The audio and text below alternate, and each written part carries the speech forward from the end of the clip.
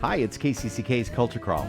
I'm Dennis Green, and my guest today is Ann Carter, newly minted Executive Director of the African American Museum in Cedar Rapids. Ann, welcome. Thank you very much, Dennis. I'm pleased to be here. It's Carter Week here on the Culture Crawl, as we, not terribly coincidentally, had your daughter Evelyn on to talk about her book and her upcoming appearances, one of which is going to be at the museum. That's right. So we'll talk about that just a little bit. But I had a delightful conversation with her, and we gushed a little bit during the interview about how excited we both were that you are now at the African American Museum, too. I did watch the interview. I saw the gushing, and I greatly appreciated it. So we've known each other for a long time, but this is the first time I've had a chance to talk to you in your new role. So before we talk about upcoming activities, and of course there's a big one coming up with Juneteenth, just around the corner.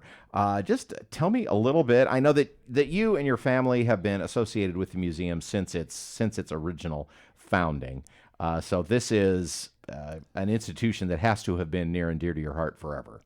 Yeah, it's interesting. The museum was established in 1993, and so that actually was during my away years from Cedar Rapids. During your interregnum. I was, right. Because I was gone for 30 years, but certainly would come back and visit and was aware of what was happening in the community. And, life is funny. If you had asked me 2, 3, 5, 10 years ago, would I be in this role? I don't think I could have even imagined it. But things happen in life, and I'm very proud to be able to lead the museum at this point in time. We have a great staff, a great board, and just so much potential. I'm very excited. But it's also a challenging time as funding sources just all over. It's happening here. It's happening in every place. Funds are a lot more difficult to come by than they have ever been, I think. It is challenging, without a doubt. And as executive director, I view an important part of my role in nurturing relationships and establishing new relationships and kind of understanding what inspires people to give and then being able to follow through on that.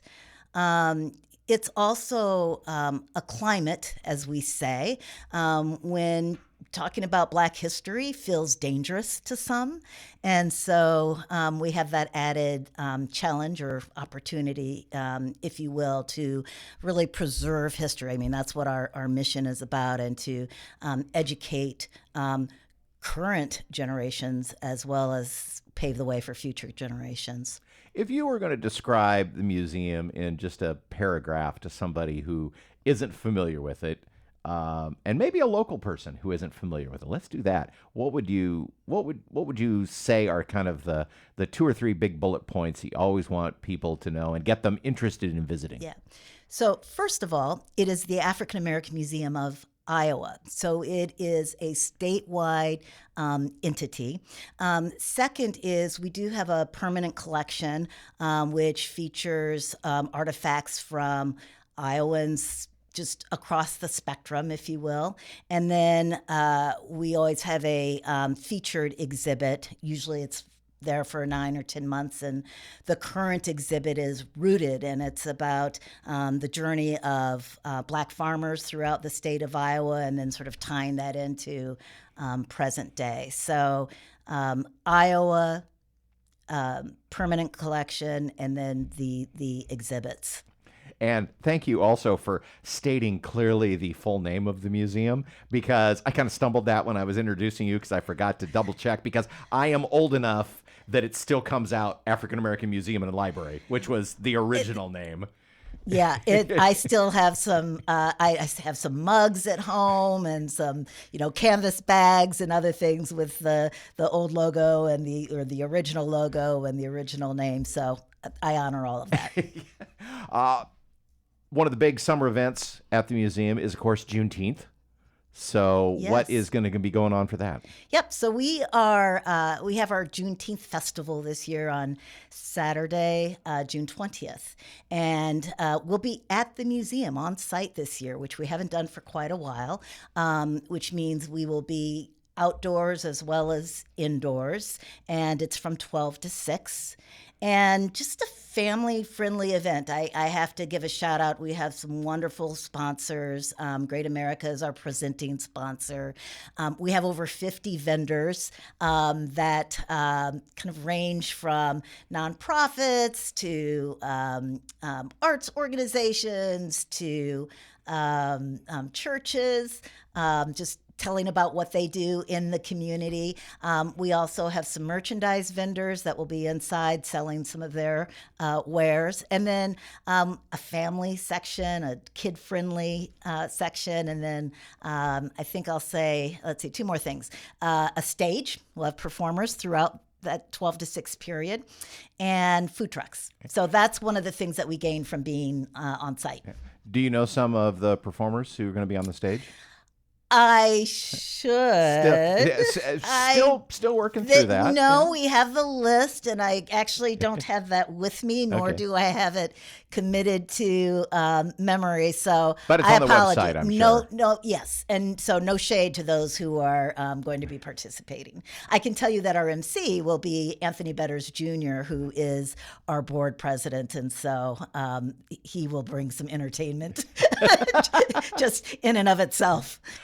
The other thing that we should probably mention is it's now been down the road just a little bit, but I would call the remodel still fresh in your memory. And if you haven't been since you had that beautiful remodeling of the space, now would definitely be a good time to go and see. It is an awesome remodel, and I was familiar with the building before, not necessarily intimate with the building before, but even still, I can totally appreciate some of the things that have been done. It was a $5 million renovation, so that is significant. And the several spaces were impacted by that. I think what's most notable is the front lobby. We actually rotated the orientation of the front door. Now, part of that is the city was doing flood control construction. And so I guess it was fortuitous, if you will, that we were able to kind of connect with the city's plans and do our renovation. The exhibit area has been renovated. The front way, there's a beautiful lobby area.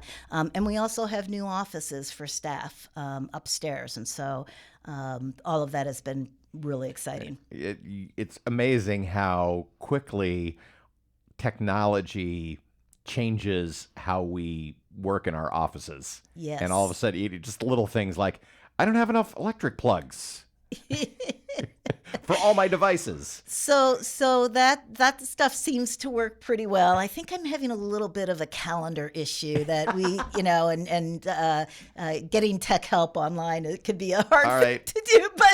The director needs IT support. And believe me, it has not been without trying. So we'll get that fixed, and I certainly have some workarounds. So now I'm going to sound like I'm whining, wah wah. So sorry. What are the operating hours of the museum? When can people come? Yeah. So the museum is open to the public Tuesday through Friday from 12 to 4. And then on Saturdays from 10 to 4. And then there are also a number of events. We have we call it our celebration hall, that is available for rental, includes a kitchen, a catering kitchen, where we host events, and sometimes people host events there and rent out the space. So it is available for evening events and after-hour events, and that's pretty special. Look ahead. Get out your crystal ball for just a minute. What are your broad goals looking ahead for the next few years for the museum? Yeah. So generally, I talk about 3 primary goals. I think that the African American Museum of Iowa certainly has a presence in this community. I believe we have an opportunity to go even deeper, though, with that presence and with that impact. It's interesting to me that every once in a while I'll hear, even before I was with the museum, like, well, is that place for me? Is that some place that I can visit? Is there really something that I'm going to learn? And so I want us to be positioned as a museum that is for everyone. and that focuses on very specifically and unapologetically on Black history in the state of Iowa. This is kind of a bucket list, so this is maybe outside the three things, but I also really desire for it to be a welcoming gathering space. And I'm not even sure what that looks like yet. I do know from my work in public health and from my work in some of our neighborhoods here in Cedar Rapids that people are thirsty for places to gather. And guess what? There is no one-size-fits-all solution. And so figuring out how the museum is part of that will take some work, but I'm eager to solicit feedback on that and figure out what that means for our community. So that really is part of deepening our impact here. The second is, because it is the African American Museum of Iowa, is really expanding our reach. And some of that has already been started. So I don't mean to say that nothing has been done and that I'm starting from scratch. In fact, one of the services that we provide is traveling exhibits through banners and so forth. And so literally from river to river, north to south, that is something that we can provide for the entire state. So just kind of looking at, I think of it as population centers in Iowa. What are the larger cities and communities? What are the communities that have larger Black or African American populations? But then, I've got to harken back to our current exhibit, which is very much rooted, that's the name of the exhibit. I didn't do that on purpose, in rural Iowa. So just really understanding the landscape and starting to expand our presence. And, go ahead. I was just going to say the African American Museum of Iowa is open Tuesday through Saturdays, noon to 4. Tuesday through Friday. Noon to 4. Noon to 4, yeah. And then Saturday. 10 to 4. 10 to 4. Yeah. Okay. Yeah. And you should definitely come to Juneteenth celebration on the 20th, which will be at the museum. Yes. Is that beginning at noon too? It's from 12 to 6. From 12 to 6. Yep. And the gallery will be available for free. We certainly encourage people to come in and look at the permanent collection as well as the exhibit. And if people want more information, like the musical lineup, then they can get that on the website, which is blackiowa.org. Very easy. Pretty easy. Yeah, I like that a lot. Yeah. So, welcome again, even though you've been around and, we've known each other for a long time. And as I said at the top, I, among so many people, were so excited when you took on this role and excited to see what comes up and see what we can work together on. Awesome. Thanks so much, Dennis. Thanks for being here. You can hear the Culture Crawl live on the radio most weekdays at 10:30, on demand at kcck.org/culture, or subscribe using your favorite podcast player. Watch our videos on the KCCK Facebook and YouTube channels. Our producer is Lydia Kilgore. The Culture Crawl theme is composed by Vivian Shanley. I'm Dennis Green, and I'll talk to you later.